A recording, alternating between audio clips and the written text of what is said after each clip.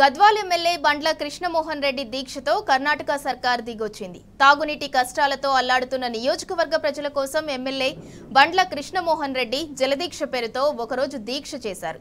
దాంతో కదిలిన తెలంగాణ ప్రభుత్వం నీటిని విడుదల చేయాలంటూ కర్ణాటక ప్రభుత్వానికి రిక్వెస్ట్ చేసింది. వెంటనే నారాయణపూర్ డ్యాం నుంచి 1.9 టీఎంసీల నీటిని జూరాలకు విడుదల చేసింది కర్ణాటక కాంగ్రెస్ ప్రభుత్వం. ఆ నీరు రేపటికల్లా జూరాలకు చేరుకోనుంది.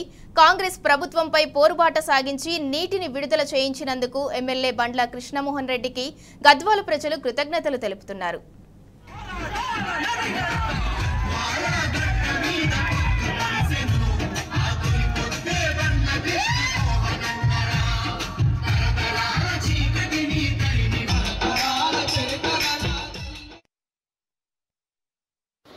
ముద్దు నిద్రలో ఉన్న కాంగ్రెస్ పార్టీని తట్టి లేపే పరిస్థితి ఈ రాష్ట్రానికి కలగడం దురదృష్టకరం.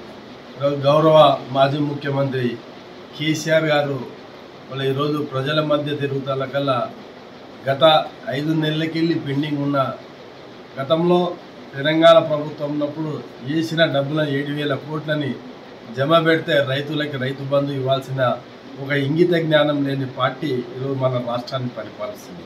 మళ్ళీ ఈరోజు కేసీఆర్ గారు బస్సు యాత్ర మొదలుపెట్టినమ్మనే వాళ్ళకి చలనం వచ్చింది.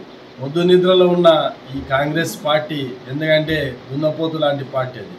ఈరోజు వాళ్ళని తట్టి లేపుతాలకల్లా ఈరోజు ప్రజలలో ప్రజాక్షేత్రంలో కేసీఆర్ గారు ఈరోజు ప్రజల మధ్య తిరుగుతాకల్లా నిన్ననే వాళ్ళ 1 నెల ముసలి వాళ్ళ పెన్షను బాకీ పడిన పెన్షన్ వేసినారు.